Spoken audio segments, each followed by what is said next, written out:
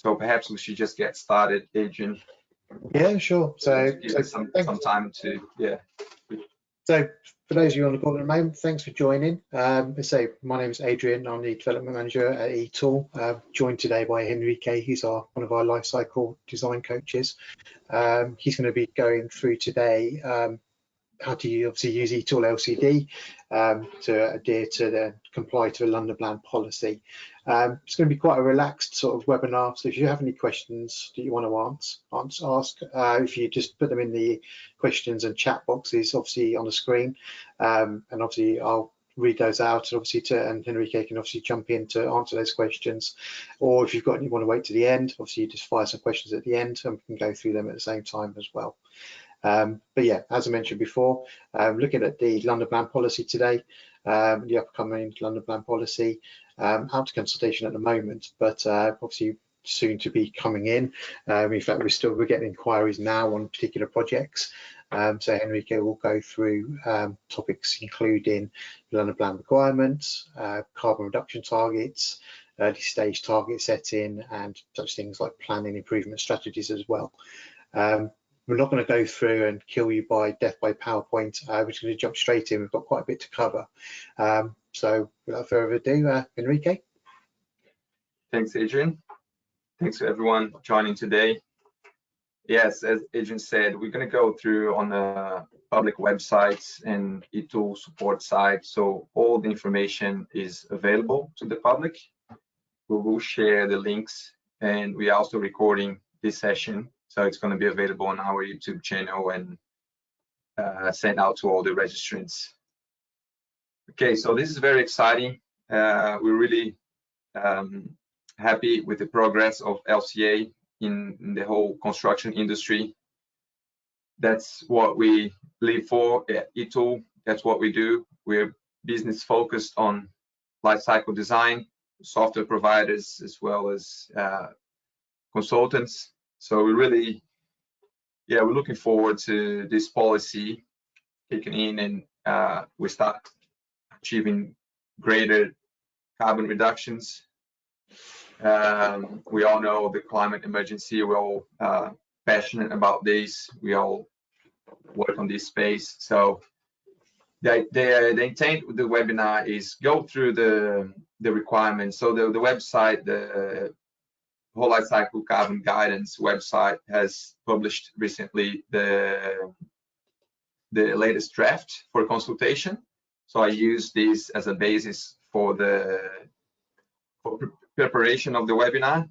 We're using this document. We're not going to go through it in details, but just showing you the document that I used.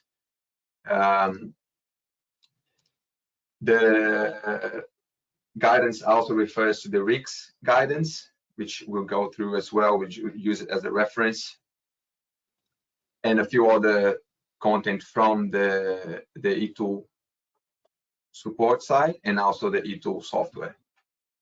So what's happening now is that we start to get inquiries from our software users as well as general industry on, okay, how we do this. Most of us are used to the Pream assessments. This is a little bit beyond achieving a greater scope, aiming at a greater scope. So a little bit more captured by the LCA scope compared to Pream. But for us at eTool, we have been doing whole life carbon assessments for a long time. So we're really excited to see this policy referencing EN 15978, which is the LCA, what is standard for measuring performance of buildings using LCA, as well as the RICS guidance. And the timing of the application, or when you need to start producing your results, is very early on. So as you know, if you haven't gone through this documentation yet, I encourage you to read. Very well put together, very objective, and they're targeting the integration of LCA early on. So you have a pre-application stage where you have to submit the template. So this is the the template they put together with the reduction principles, just to highlight to all the design team things that can be targeted early on, which is really good. We had a session just recently on how to ingrain LCA into your design process. We have also an article on our website explaining more details, but this little flow chart here goes through the architectural stages or the rebuy stages, if you like, from strategic definition to brief, concept, design development, up to construction and handover. And on the right-hand side here, the LCA tasks or the deliverables. So you're gauging LCA early during preparation brief via target setting study. And this is the topic we covered a couple weeks ago on LCA benchmarking, or using building benchmarking and LCA for target setting. This is also available on our website. There's a support site talking about the target setting report. So the software allows the design team to produce results early on when you only got concept information. You only pretty much got geometry or floor area. You don't know yet the construction details or the construction methods. So you can use a target setting report and the target setting templates in the software to start producing the early stage designs. So this is, I'm not going to go through in too much details because we already held a webinar on this and it's available on the website. So this is a whole 1 hour session on building LCA benchmarking target setting. Very useful for this pre-application stage required by the whole life carbon policy. Okay. Then you go into planning application, your stage 2, stage 3, rebuy stage 2 and 3, and also your post-construction application. We'll go through that in details as we present here in this webinar. So one of the main things for the policy is the reference to EN 15978. So although some of you that are used to BREEAM and looking at the materials focused LCA, eTool, we have developed, we got the EN 15978 compliance back in 2014. So it's an eToolLCD timeline. And the motivation for us at that time was regulatory work that we were doing we were starting to do in Australia at the time. So local government agencies and local planning policies referencing the standards for planning approvals, similar to what's happening in London right now. And also the Green Star market in Australia also references the EN 15978 standard. So that's when we took the software and made it all compliant with the standard and start building the back end to produce the results according to the format. So we've got this eTool timeline, and if you click on the, oops, not this one, but if you click on the, oops, get rid of this.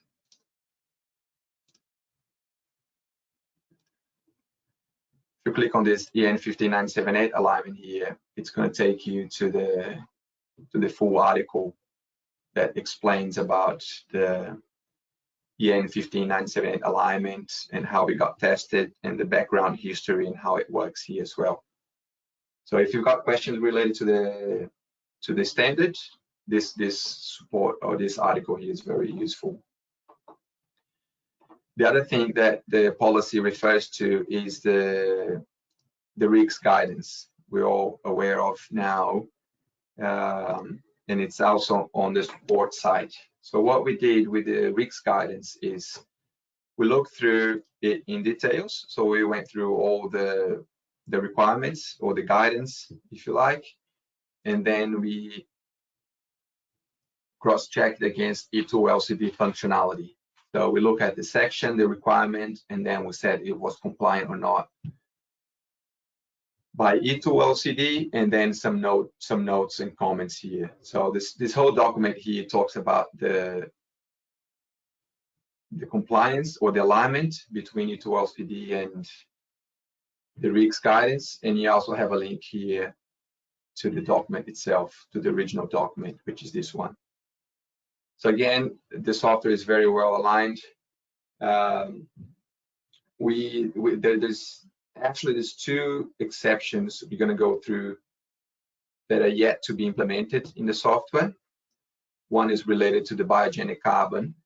That's related to a data update that we're doing very soon, if not this week, in the next coming weeks, because we are having more requests to produce, to report biogenic carbon separately.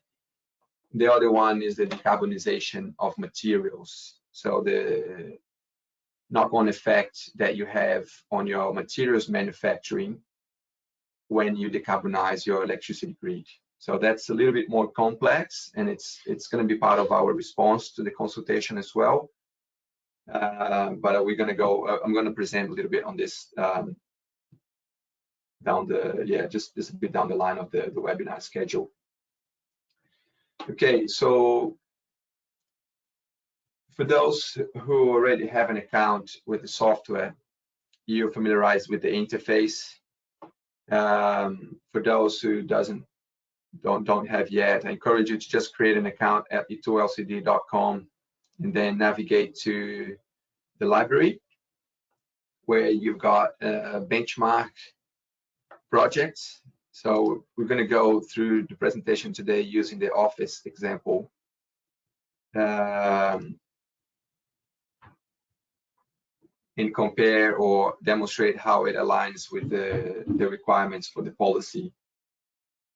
So the policy, as the name says, is a whole life carbon. So capturing not only the materials, that is the focus on BREEAM assessments, for example, or LEED assessments, but capturing the whole life emissions from operational emissions in operational energy and operational water, as well as embodied emissions. So the emissions related to materials, products, construction, transport, maintenance, repair, end of life, and also the benefits the benefits beyond the system boundary, which is the recycling of steel or the reuse of any of the systems implemented, or the export of clean electricity. So this is capturing in the module D, or the carbon emission benefits, if you like. So the policy brings up guidance referencing EN 15978 modules, which are these modules here: module A, B, C, and D. This is the structure in the standard. The way this is presented in the software is at the project level. So you got all your lifecycle modules that you can turn on and off based on the scope that you're targeting. So now we're going to be capturing the whole life cycle impacts. So all the life cycle modules will be in scope, but you can customize here and you can turn them on and off if you want to focus. Let's say you just want to focus on embodied impact. So you turn off all the operational energy, operational water, and then the embodied impact highlighted, so you can have a better visualization or better relevance of specific areas of your project impact. And in the software, when you generate reports, it produces, just bring up the too many tabs here, the EN 15978 report, which is built in the software as well, Well, you've got the analysis, which gives you the straight information by lifecycle module. So this is the analysis tab here, where we can play with the different variables. You can filter. There's a pivot table. You can filter and produce different types of graphs, pie charts, bar charts, and tables. And you can also generate reports via the automated reporting here. There's one for the N15978. You just generate the reports. You can narrow it down to GWP only, global warming potential, which is the indicator that's being targeted by the policy, just capturing carbon emissions. And you're going to get a similar table with the same format. So you get the split between stages and the results here that you can export and use in your to fill out your templates. Sorry, Henrique, we've had a question come through asking how we get the figure for sequestered carbon, because it's requested for the GLA for the appendix spreadsheet. Yeah, so that's about to come up in the software. One of the exceptions we got at the moment, because we're using EN15804. So there's a new requirement coming up for the data sets that we use. eTool uses EN15804A1, which is the data set currently in the software, and we are updating to the data to EN15804A2. There's a bunch of improvements, good improvements with this new update, and it's coming up in the next few weeks. As I said, we'll be able to report biogenic carbon separately, because this is one of the requirements here for the update. You know, the A2 update is that you report the biogenic content of the product separately. So watch this space. We'll be promoting, once the data is updated and tested and we are able to report it separately, we're going to be promoting this on our social media, and also we're going to put an article about it as well. So you can calculate that manually. There's a formula in the RICS guidance on how you calculate the biogenic carbon manually, but what we're going to do, we're just going to automate it with the data update. So it's easier for the user, it's more streamlined, and it's easier for reporting accordance with the policy guidance or the policy requirements as well. Okay. Thanks for the question. Yeah, encourage you guys to ask questions throughout the presentation, so to keep this a bit more interactive. So we've got another one as well. We've got a couple more. So is there, Maria has asked, is there a way to model the impact of the decarbonised grid on materials, not operational energy B6? That's the other exception we've got. The decarbonisation of materials is a lot more complex, because although you can do that for data sets that you have the LCA for the product, you cannot do it for EPDs. So which is certainly possible for generic data, where we have the detailed process data. If you have the process data on CIMAPRO or GABI or the LCA software, you can just change the electricity element of it and separate out the electricity component of the carbon emissions. This is not possible for EPDs. So we're a little bit reluctant to develop this or to implement this until the policy is fully approved. So we're just watching how this is evolving before we implement it in the software. Okay. So while we're talking about manufacturing information, Sarah's sent a question through saying that as a construction material manufacturer, what impact will the London plan have on information our customers request from us? You need to take into account this decarbonisation effect, right? Because we will have to model, as part of the policy, you have to model the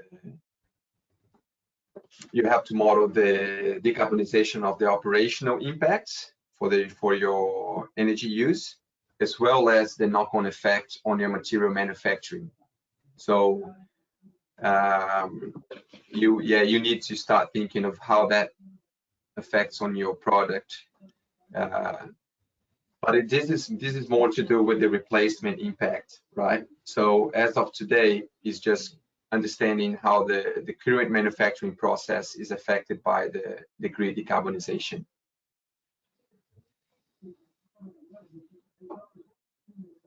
Okay.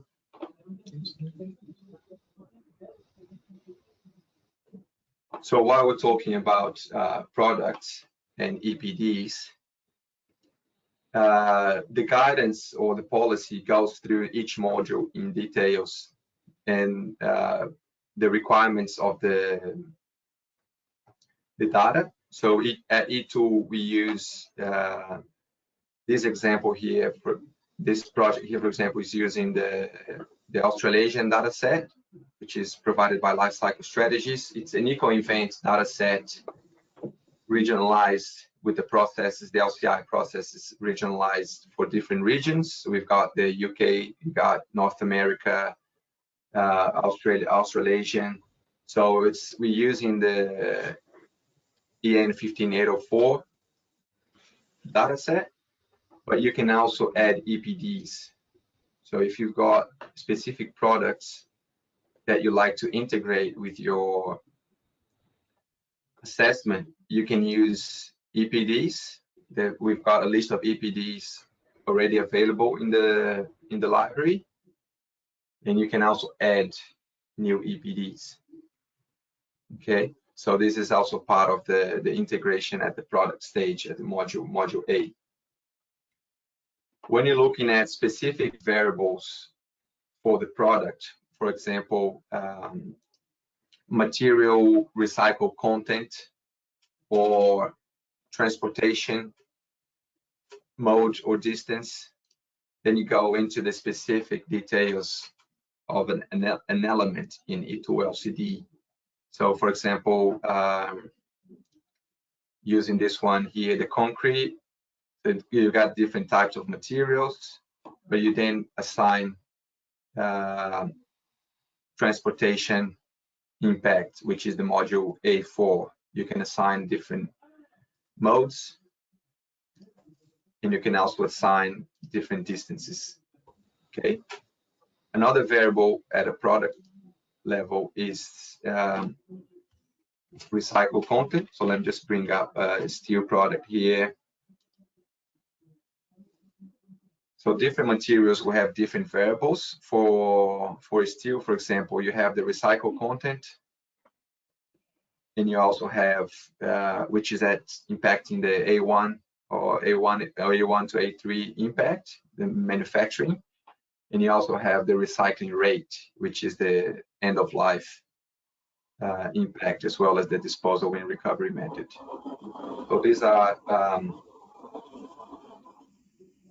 customization or specific variables that you can use to calculate your module A, your product, transport, and construction impact. The other one I'd like to bring up is the construction A5. So we report this in the people equipment section here. You go into equipment, you've got a list of equipment used by different type of equipment and the quantity in hours, so the time, the run time of the equipment. And you can also add consumption of fuel. So when you go into equipment, you can select different types of machinery, and you can also use the combustion of the fuel itself. But this one will not capture the transportation of that equipment.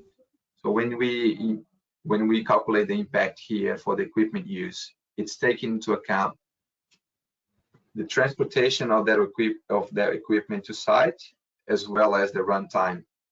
When you use just the combustion option, it's not accounting for the transport of the equipment itself. Okay. Then we go into the module B, which is the use phase. And the impacts of the emissions from material use, the data available on this, it's still on its infancy. We have a support question about this on our website, talking about the B1, B2, and B3 impacts.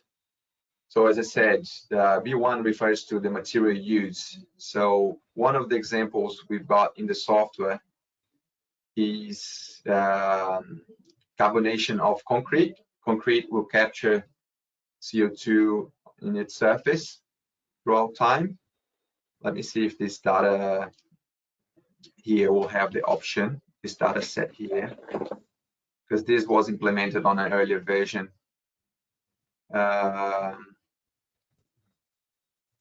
So this one doesn't have, but if I get one of the templates for concrete, I'll show you the variable for concrete carbonation. So the B1, which is more of a benefit or carbon capture. So in the library, you can search for different templates. Just picking one for that has concrete in it. Poured concrete, then you go into the concrete material. Then you have the B1 profile, which is the different options for carbonation of concrete, depending if it's exposed, it's painted, or buried. So this is what we got currently regarding the data for B1. B2 and B3, they model together as maintenance impacts. So when you go, they will we'll look at, for example, window cleaning. You can model that, and you also have the materials repair interval and the percentage of material repaired. So in the software, for example, show you one of the templates we've got for maintenance impact. So use an example, chiller, services template.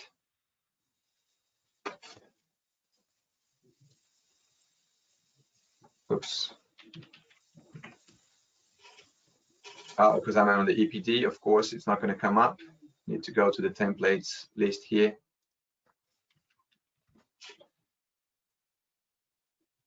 So we got commercial chiller. The data on map systems is still in its infancy as well. So the way we model this in the software is using the weight or the mass of the different materials. So we've got mass for the gas. We got the electronic components. We got refrigerant gases. We got aluminium, copper. So that's how we put together a whole system using different materials in different quantity of products.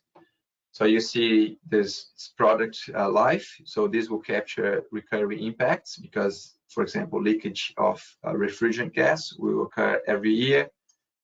And the first charge or every charge will happen at 20 years with these assumptions here.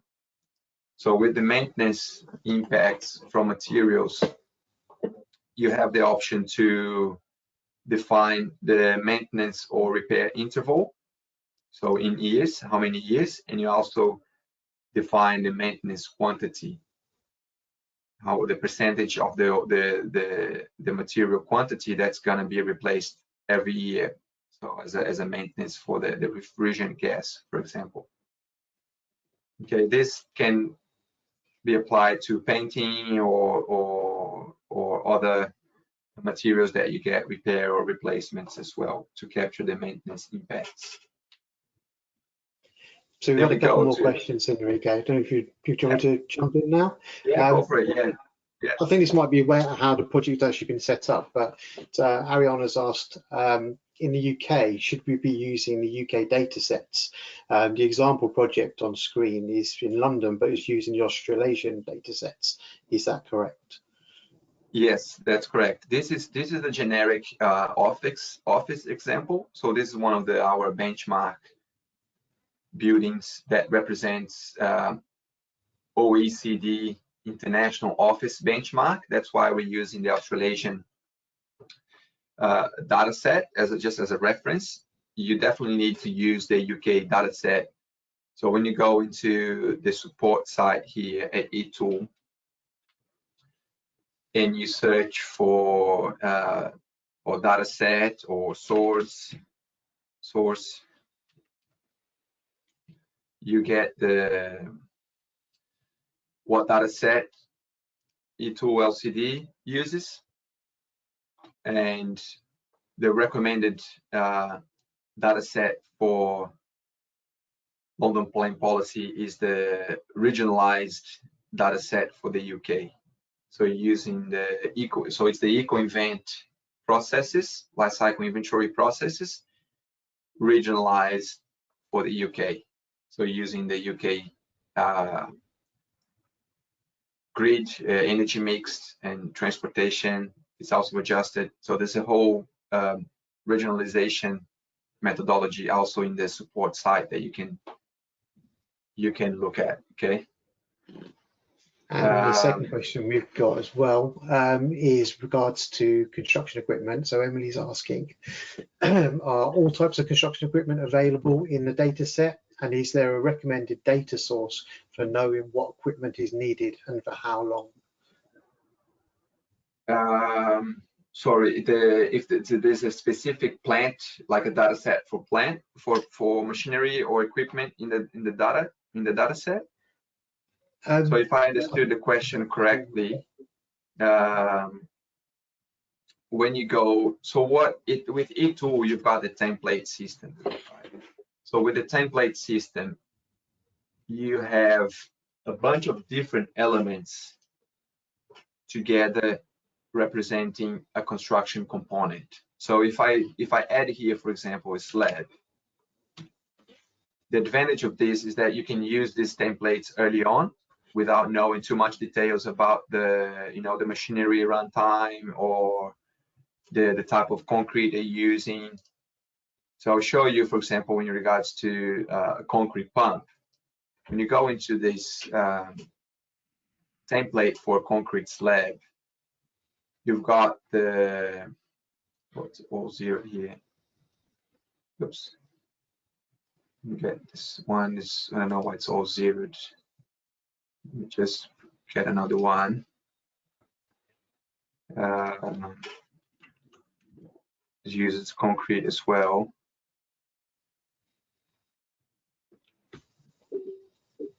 Piling.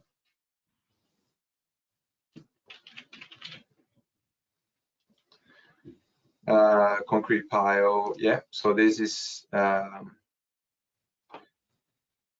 template that includes both the material, so the concrete itself or steel or all the elements that's part of this template for a concrete pile. But you also have the material used here, the equipment. So this one is, you have the pile driver, 50 tons, and you also have the concrete pump. So you can refer to the existing templates that estimates the number of hours for each of the machinery used. Quite often you find details of this in the template details as well, talking about machinery. Assembly includes posting, hammering, supervision, inspection, cutting, joining, pile driver, actual project data. So this one came from actual project data. So we got the reference here, actual project data as well. So what we do is we use the projects we work on to build these templates, so they're available to the public. But you can also, dig for this information yourself with your contractors and actual project data. So if I understood the question properly, that's how we tackle it. Also as well, what about when making new templates for build-ups that don't yet exist in the library? Is there any source we can go to know what sort of equipment is going to be needed to include? Honestly, I don't know the top of my head. We need to, it's interesting because we're actually working with HS2 about this at the moment, right? We're sourcing this information from them. They're liaising with their contractors and people involved in the HS2 project, so we can build more templates. So we don't have the answer for this on the top of my head, but if you send us a question via email to Adrian or myself, as soon as we have this a source or public information about this, we'll send it back to you. And also as well from Charlotte, I know we've got a few questions. There doesn't seem to be many UK templates for services. Can the Australasian templates be transferred to the UK dataset? Yes, because when you select your inventory or your data source, it will override the data. So we're just capturing the material quantity, the material type, and you will refer to the UK data set instead of the Australasian. So you can use although the templates here, they're saying Australasian, when you select the data set, the data source, the LCI group at your project level, it will override all the information. So you reference the actual UK inventory. Okay, I'm just worried about time because we've only got another 20 minutes left. There's a fair bit to go through. So I'm gonna continue with the presentation and keep the rest of the questions to the end, if that's okay. I'm just gonna talk about the use phase, the operational impacts, which we're all familiarized with, and it's integrated with the energy assessments. So when you go and you do your operational energy or energy simulation, and you do your energy assessment as part of the SAP 10 or the energy requirements, you then use that information to populate your whole life cycle carbon assessment. So you're integrating your energy results into the LCA using the annual demand. So this is coming from your energy assessment. You enter the annual demand here. You have different use type, different categories, and then here it's referencing actually the grids that you're using. You can choose different energy sources. For example, you can select electricity, or you can select gas, or you can select other delivery methods, for example, heat from oil, or heat from GLP, or heat from wood, or a generator. So here's where you select your electricity demand, and you also define your energy demand, could be gas as well, and you define the reporting module. If it's integrated to your building, you report on B6. This is a particular functionality of eToolLCD, where you can report non-integrated energy separately. It's not a requirement from EN 15978, but it's optional. So we provide this as an alternative, so you can capture the whole energy use of your building, not only the integrated energy.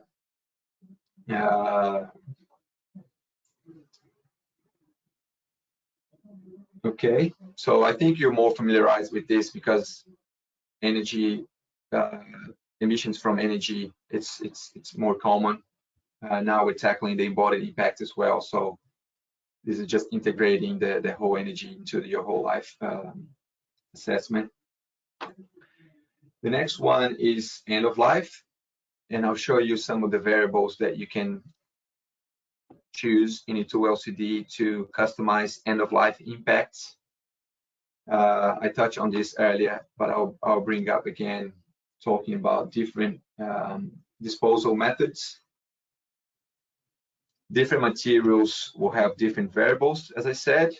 So, for example, for concrete, You have disposal or recovery method that you can select. You can do recycling, or you can just concrete landfill, waste landfill.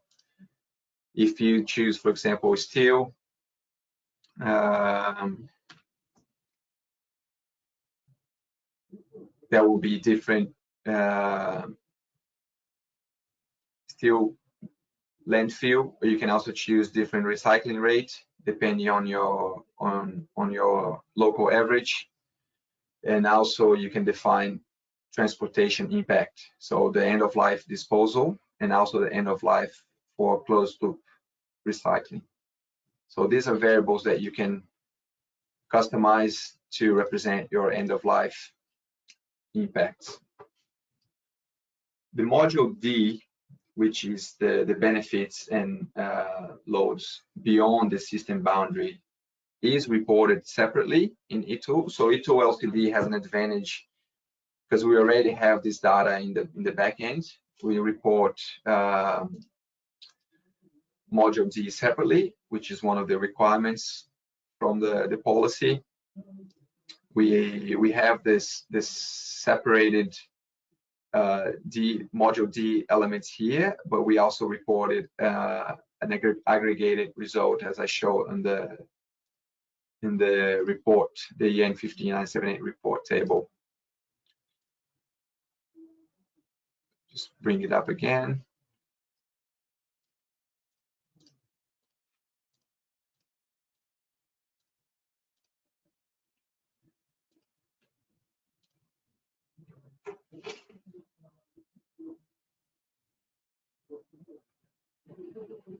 So here you have the aggregated module D results that you can export, Excel, and populate your templates, your London Plan Policy templates.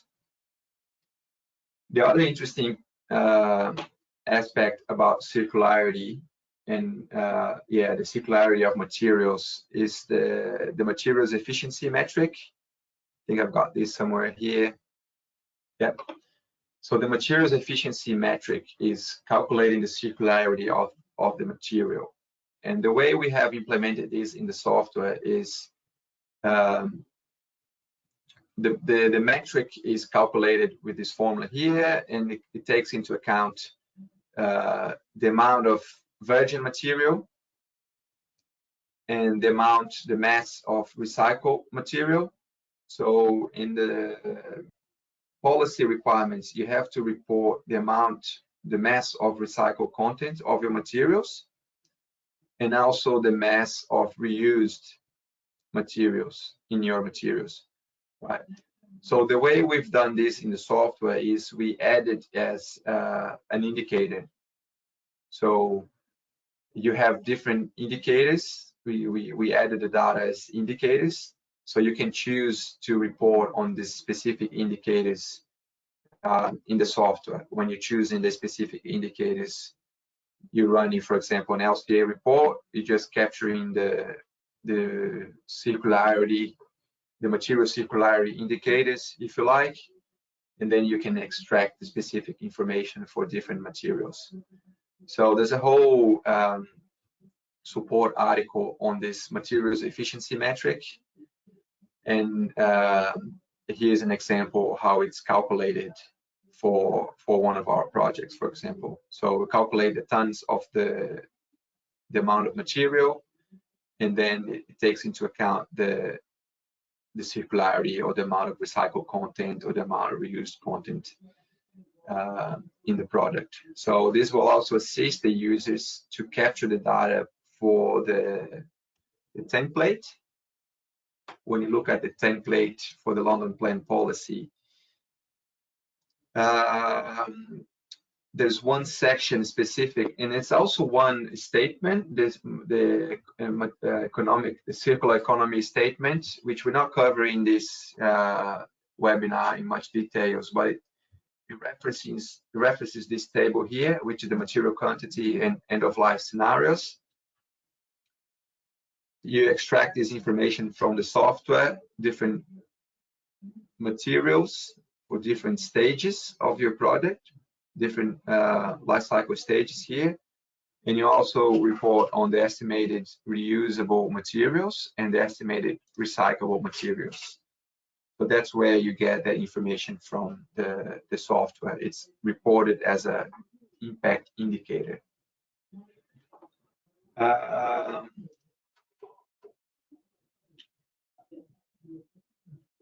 The other visualization of this in the software is in the impact summary chart.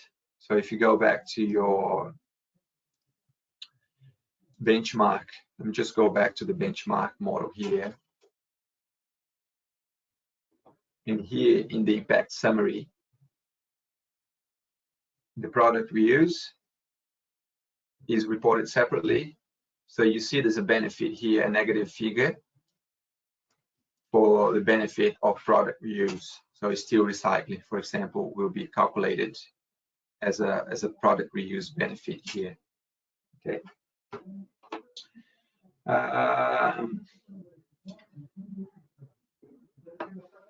Then the scope, the risks guidance, as well as the policy document, talks about the building elements that needs to be captured in the scope. So in table 3, I think.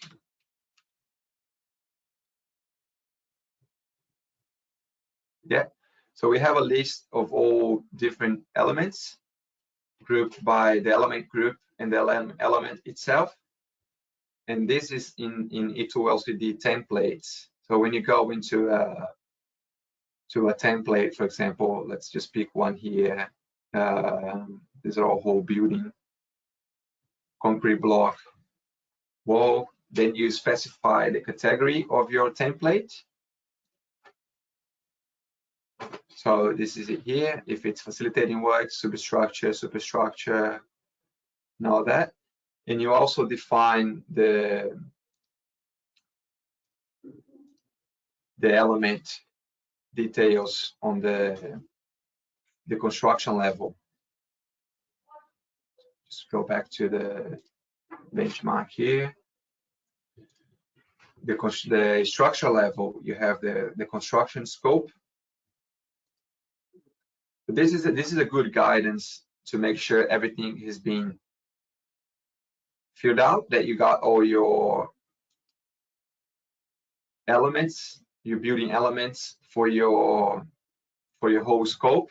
So here you can select the elements that you have in your scope, and then cross-check it against the templates that you have in your model. To make sure that you're capturing nothing's being left behind to meet this requirements here for the building elements.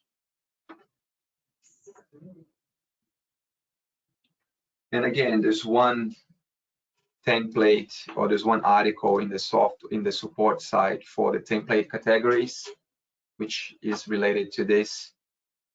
It explains the methodology we use, which is the RICS methods of measurement. So this is like a costing methodology that uses the same terminology for categorizing building elements. So we customize the software following the RICS method of measurement. I think one of the impact compliance, the BREEAM impact compliance was this alignment. So that was done when we got the impact compliant approval. So yeah, we'll share this with you as well. There's a bunch of details here about the categorization of templates.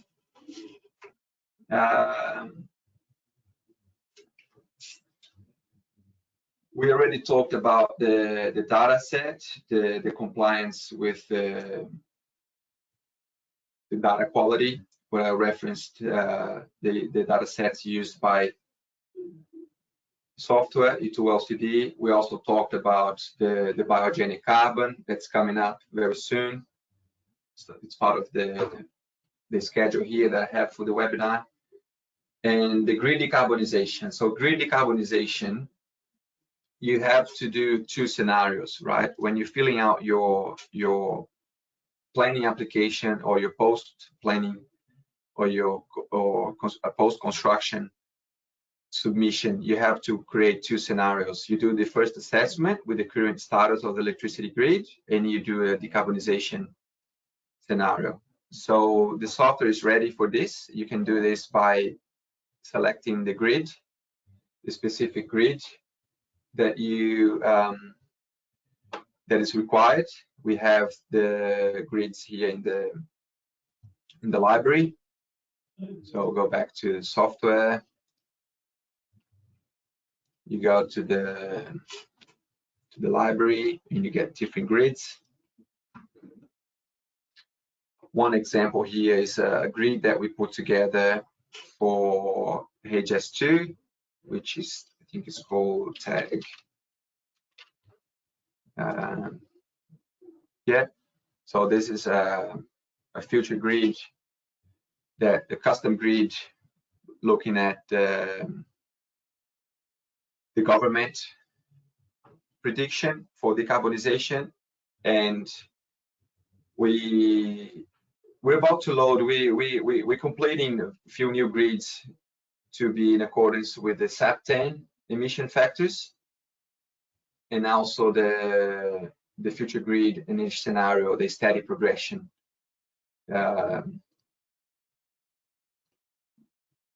Grid decarbonization scenario. So we put together one article explaining this in details as well. So it talks about the intent, how we can predict or minimize emissions today by forecasting future emissions. So this is available in the software, and also talks about how it's put together. So you have the discount rate and also the period. So this one is taking the discount rate each year. So you can do it this way, or you can do it, okay, the next 5 years, it's going to discount by 5%, and the next 10 years by 5% again. So you can do on a 5-10 yearly period, or you can do on a year-by-year rate. So this is ready. This is ready in the software. If you need any support on this, feel free to reach out to us. But it's a functionality already available in the software. What's not available yet is the materials manufacturing, right, that we covered. So the materials manufacturing is a little bit more complex, and this is part of how the policy, the consultation will evolve. And once this is fully approved or adopted in the policy, then we'll implement it in the software. Okay. Henrique, if I can just jump in there quickly too. Yeah, go for it, Rich. Rich is also joining us. Rich is sorry, lead. Sorry, I'm late. I got the time zones wrong, obviously. But the first customer to really use the decarbonised grids, pretty extensively was and test it and see what the implications were was HS2, and we actually delivered this feature at their request originally. The first thing that came up when we started looking at it was that the projections that we were using, that there's lots of different ones depending on the year that the projections were made, and all of them were certainly the ones that we were looking at with HS2 were optimistic in terms of where the country was actually at, where the UK was actually at with their real emissions. So that's one area of uncertainty. What do you do when you know you're behind the projection at the time that you build the building? So the second area is the factors that are published are there's a little bit of uncertainty in my mind around what the scope of those is. We're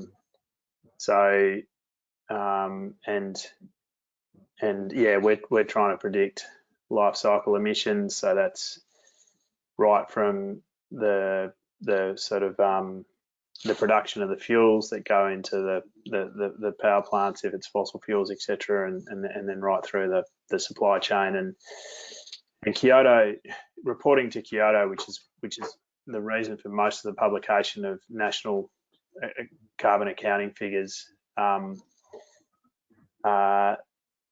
don't have necessarily that same ambition in terms of what the scope is.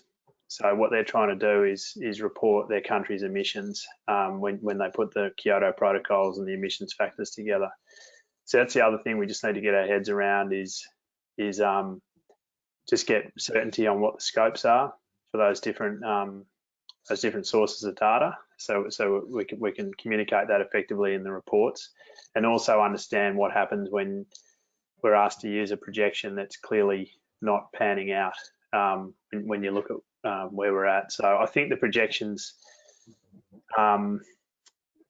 saying that in 2020 we should be probably down around 0.15 or something, and the latest data latest data that was published, we were still at 0.2, I think, around that sort of figure. So it looks like we're behind now. You know, I might stand to be corrected there, but that's just the way how the data's looking to me at the moment. Yeah. It's all of these will be part of our response. Really relevant information, Rich. Thanks for complimenting.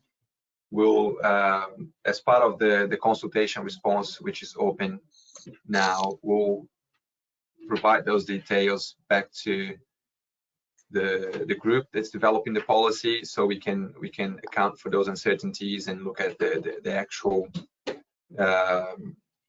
the actual emissions from today's the current situation. So thanks for it's something that I think it's good. It's good that it's in there. So, you know, you might remember, Henrique, when we started doing really well documented LCAs at eTool back in sort of 2012 or whatever, that we used to run future grid scenarios in all our studies, and that was something that we always used to run those different scenarios just to test how robust our recommendations were, and so from that respect, I think it is good to run those sensitivities, but there is a lot of uncertainty. I think we do have to treat those future grid scenarios as sensitivities rather than our sort of base case, I think. The other really interesting thing is more philosophical around this, and that is the best literature I've seen in terms of what you should be accounting for when you're reducing energy demand or reducing demand for the current grid capacity, grid generation capacity is think about the consequence of feeding in and or reducing demand, and I think one of the sort of most robust sort of methods there in terms of modeling the consequence is to shut down your marginal supply first, so on the grid, and that's often the easily dispatchable, very expensive power, and at the moment that's gas, and generally the emission factor for that's up around 0.5. So there's different schools of thought there, I guess, in terms of how you account for are you trying to predict a future carbon footprint? Then I think it makes a lot of sense to use future grid scenarios. If you're trying to understand what the impact of a particular scenario is, that might be an energy saving initiative, then potentially the marginal supply should be what you're modelling, which is actually higher than where the grid is at the moment, because it's likely to be gas. The other thing that I think is important to consider is one of the enablers for those projections is a reaction in the construction sector. Like, it's a reaction to energy efficiency, making buildings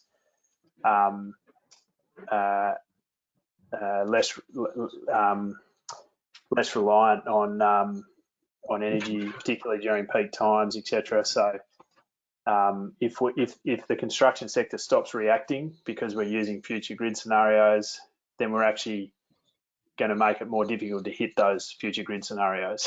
So there's a few philosophical things in there as well that I think just need to be considered. And for me, it sort of backs up that idea that they should be a sensitivity rather than a base case. Yeah, thanks, Rich. I'm just cognizant of time because we ran over time here. We went through all the content, but we didn't have enough time for the questions at the end. There was one last piece of information that I'd like to share with you, and it's going to be shared with the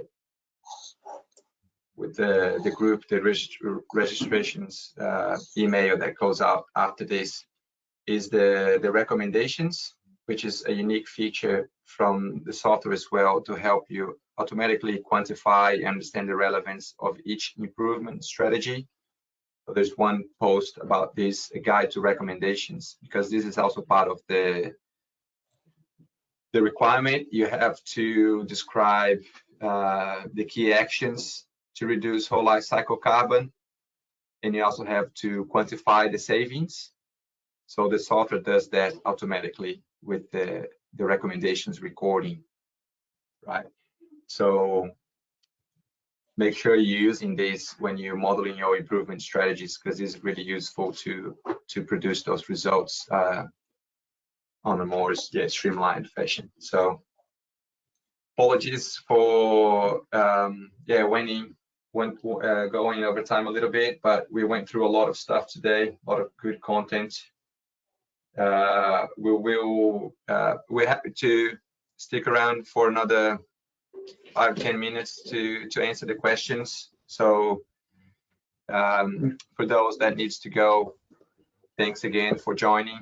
Thanks for participating in this conversation. Feel free to send us questions later on and get engaged with us. We're happy to provide any support required, software demonstrations, whatever it is. So have we got any other question, Adrian, that we haven't responded yet? We've got a couple come through. So this is from Maria. So this is in regards to maintenance and repair data. And she'd like to know, what is our data source? Is it from projects we've worked on in the past, or papers, or any other guidance? Yes, I can take that one, Adrian. Henrique, do you just want to jump into the software? And so there's effectively, it's from first principles. So it's if you go to a model and add, I think there's, for example, a window cleaning template, and you'll see how that's been modeled. And probably actually in the design itself, Henrique, I think would be better. But let me just bring up the one I was using for the. There's also the RICS guidance, right, on the product life or the. Yeah, so I think it'd be better to show. Yeah, just bring up an example project in the software, not a benchmark, because we use a lot of aggregated data in those. But have you got an example project in your account there? Not with that, not easily accessible with that template. I think this one has a template for that we can use for the cleaning. Just to show that it will be quicker to find that. Oh, just bring up any design's fine, but anyway, yeah. So we quantify the impacts associated with equipment, etc., and as well as recurring materials, and you can specify in the tool whether this one here can reach the. Can you hand the screen over, Henrique? Oh yeah, there we go. So I think you can, yeah, I think you can grab the screen if you, because you got the presenter. So this is the template here. yeah, so if you jump into the people thing there, there'll be like a tiny assumption around small equipment. So there'll be a tiny little bit of electricity use there, but there'll be probably a fair bit of transport of that equipment to the site. And there's a little bit of, I think the newer standards are getting a bit better at defining what equipment should be accounted for. But in eTool, everything's first principles. Fortunately, we've got these templates that make it really easy. But if you edit that, if you just go in and hit the edit button there in Henrique, you'll see that what we've assumed there is 33 hours a year. We've assigned it to the maintenance only lifecycle stage, and it recurs every year. So that's how that impact will be. And there'll be an impact associated with the transport of the cleaning equipment to the site. And there'll be impact associated with a little bit of electricity use as well, more than likely. And that could be a hoist that goes up and down. It could be a number of things. But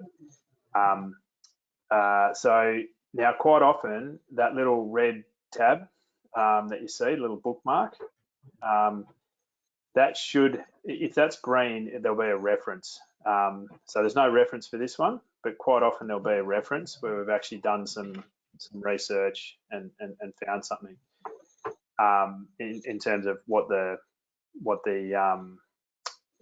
churn rate or whatever it might be, or what the hours are per metre squared of windows clean or whatever it might be. But so that's something to watch out for, is when those little bookmarks are green. That'll give you a clue as to where we got the data.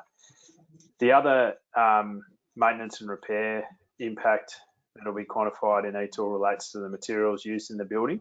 So if you just go into one of the materials entries now in Henrique, and there's an option there to put in a maintenance and repair quantity and a maintenance and repair interval, basically. So yeah, we touched on that during the webinar. So that'll feed into module B2, B3 as well. So those two fields there. So yeah, I hope that kind of answers the question. We generally don't use just generic building-wide figures, and we try not to do that because eTool's always had the philosophy of being a design tool that's there to test scenarios. And if you use, for example, a generic figure for maintenance for the whole building, but then you make a change to the building that's going to affect that maintenance, it's really hard to model when you've just got this generic figure there. So we try to do things from first principles so you can see a little bit more accurately what's going to happen when you make changes to the model. Now, that all looks very complicated, and I guess, yeah, it's really important to note that most of the templates that are in our library should have these assumptions already made, so that you don't actually have to think about it on day one. It's only if you go in there to model some kind of change, and you know what the effect is going to specifically be, that you would have to start worrying about that. Hope that kind of answers the question. And we've also had a couple of questions from Colin. First one is, in the UK, the BRE impact database seems to be quite limited in terms of what's available in the template library. Is there a simple way of switching LTI databases? Would you have to model the project twice, once for BREEAM and once, obviously, for a better range of templates? Yeah, good question. There's not a simple way at the moment. I think there's a feature request up in the support site to do that. The complication comes because there's not really a nice one-to-one relationship between the LCI processes. So, in fact, there's a lot of materials, etc., and processes in the eTool default library, which is largely drawing on EcoInvent for the UK data set, that don't exist in Impact, and there's a couple in Impact that don't exist in eTool as well. And even when there's a pretty equivalent material, they're often not exactly equivalent either. So we'd have to establish mapping between the two data sets. We'd have to maintain that over time, and yeah, so we're just I guess holding out to see how desperate people are for that. The other thing we've noticed with the one credit you'll miss out on if you decide to just go with one data source would be, and you choose the eTool default one, would be the benchmarking credit. But we've found that most projects we've seen go through eTool generally, and I don't know if there's an update on this, Henrique, or in Marios, you might have an update on this, but generally they don't. It's really hard to achieve those benchmarking credits. So it's one suggestion there to reduce the amount of duplication of work is using the CSV import. So once you've got your work project using the default LCI data, and you've got your CSV file, you just have to load that CSV again for the BRE model, and that saves you a lot of time because all the information is already available. You just have to do the mapping. So it's how we are suggesting users to approach this when they have to produce two models using different data sources. And we've got the final question, which we may have to get back to Colin on, but the BEIS announced new projections for grid decarbonisation in the UK. Will there be a template for B6 that will include this? Yeah, so we'll probably have a range of different available grids in the tool that you can flick between. One thing I think that's potentially missing here is being able to run your results with those different grids as a sensitivity. The other thing we're probably going to introduce is an ability to actually just build your own grid as well. So we've already got most of the admin screens set up for that. And we just want to make them a little bit more user-friendly before handing them over to users. So we'll probably, once we get some more clarity around how we should be using these projections, we'll probably populate our libraries, our grid libraries with the sort of published ones. But then and maintain those published ones as they're released. But there will also be an ability for people to model their own grids as well and put their own future grid projections into. So I'm not sure when that'll land, but probably sometime in 2021. So yeah, I think the answer is yes.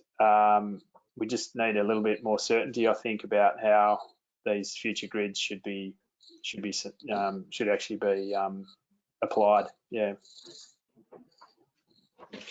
Fantastic. So it doesn't seem to be any more questions coming through at the moment, but as always, if you've got any questions or queries, just feel free to drop either myself or Henrique an email, and obviously we can get back to you on questions and go from there. Anything else from you, Henrique? No, just thank everyone. Thanks everyone for joining again. We will publish our response to the consultation, to the open consultation, and we'll publish more information around the updates and what's coming up. We're just really happy, as I said at the beginning, that this is happening. So yeah, stay in touch. Thanks again. Thanks everyone. Thanks Rich. Thanks Adrian. Thank you. Speak soon. Bye bye.